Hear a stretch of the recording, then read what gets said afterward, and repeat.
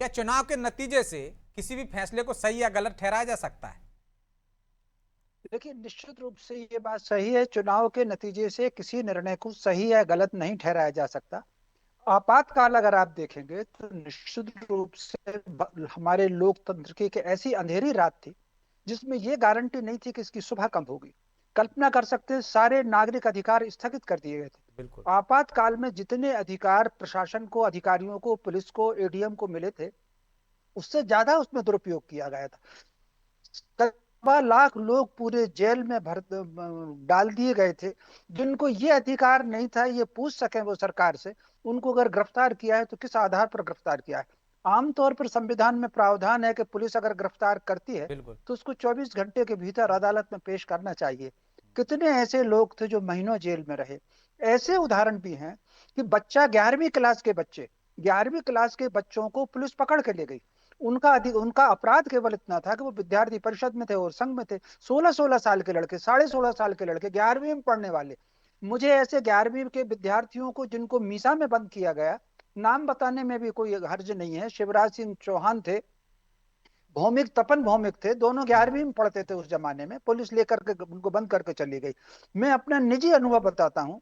आप कल्पना कर सकते हैं, 24 तारीख की रात को, 25 तारीख की शाम को हम लोग अखबार अपना बंद करके घर चले गए, क्योंकि आपातकाल की घोषणा हो गई। रात को 12 बजे पुलिस आई। उन दोनों कंप्यूटर वगैरह पर अखबार तैयार नहीं होते थे, एक शीशे के मेटल के अक्षर बिल्कुल। होते थे, उनको कंपोजिटर करते थे। पुलिस सारे अखबारों को तोड़ करके चली गई। न केवल मेरा अखबार, देश भर का कोई अखबार उस दिन 26 तारीख को सवेरे निकला नहीं था। अगले दिन पता चला कि आपातकाल लागू हो गई। एक छोटी सी और घटना बताता हूँ। हमको प्रतिदिन अखबार का पेज तैयार करके सेंसर ऑफिसर के पास भेजना पड़ता था। वो उसमें सिग्नेचर करता था, तब वो अखबार छपता था। एक दिन मेरे साथ एक घटना ऐसी हुई। उन दोनों मुख्यमंत्री सेठी जी थे, वो कार से देवास के पास कहीं जा रहे थे। उनकी कार एक्सीडेंट होते होते बची। उन दोनों एक न्यूज एजेंसी भी सेंसर से स्वीकृत करके समाचार जारी करती थी। उस पर वो समाचार आया कि सेठी जी बाल बाल बच्चे। तो मैंने पहले पेज की एक छोटी सी खबर निकाली, चूंकि सेंसर ऑफिसर से आ गया था। मुझे लगा कि समाचार भारती ने भेजी है, ये भी सेंसर से होगी। मैंने एक छोटी सी खबर निकाल करके वो सेठी जी के एक्सीडेंट वाली खबर लगा दी। अगले दिन क्या हंगामा हुआ। अखबार को अलग नोटिस आया, मेरी नौकरी पर अलग बात आई, मुझे लिख करके माफी मांगना पड़ी और 20 सूत्री कार्यक्रम का समर्थन करना पड़ा, तब मैं उसमें बचा। पूरे देश भर के 350 पत्रकार गिरफ्तार थे। हम्म। अगर आपातकाल जैसा वातावरण आज होता तो जिस विषय पर हम चर्चा कर रहे हैं, डिबेट कर रहे हैं, खुल करके बात कर रहे हैं, ये बात हम उसमें कर नहीं सकते थे। इसके अलावा सैकड़ों ऐसी घटनाएं थी।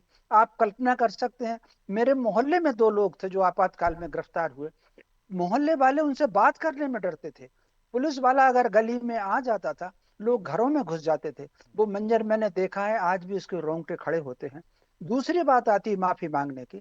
1980 में जब लोकसभा के चुनाव हुए, इंदिरा जी भोपाल आई, उन्होंने लाल परेड ग्राउंड पर सभा ली थी। उन्होंने खुद उस पर खेद व्यक्त किया कि गलतियां हुई हैं, हम ऐसी गलतियों को दोहराएंगे नहीं। उन्होंने उन आपातकाल की घटनाओं पर न केवल भोपाल में बल्कि भारत कई आम सभाओं में उन्होंने उस पर खेद व्यक्त किया है। जब वही खेद व्यक्त कर चुके और अब आज अगर कुछ लोग उसको जायज ठहरा रहे हैं, तो मैं समझता हूं ये उनकी अपनी इच्छा हो सकती है। जी।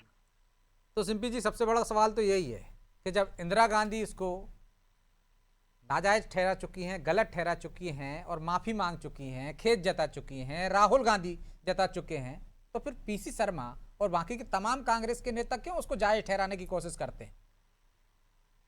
देखिए ब्रजेश जी, इंदिरा गांधी जी हो चाहे राहुल गांधी जी हो, वो कम से कम खेद तो व्यक्त करते हैं।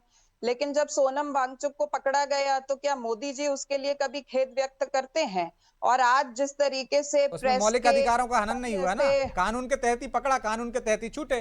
कोर्ट है, नहीं, तब तो कोर्ट भी नहीं सुन रही थी ना। आप आप मौलिक ये अधिकारों का ही हनन बताइए, हो गया था। शर्मा जी ने एक के बाद एक आप उदाहरण ये दिए। बताइए, सोनम वांगचुक जो है वो कौन से मौलिक अधिकारों का हनन कर रहे थे? वो एक पर्यावरण एक्टिविस्ट हैं। अगर वो लद्दाख में बैठकर कोई प्रदर्शन करते हैं तो उन्होंने देश के अंदर ऐसा क्या कर दिया था जिसके तहत उनको अरेस्ट करना पड़ गया?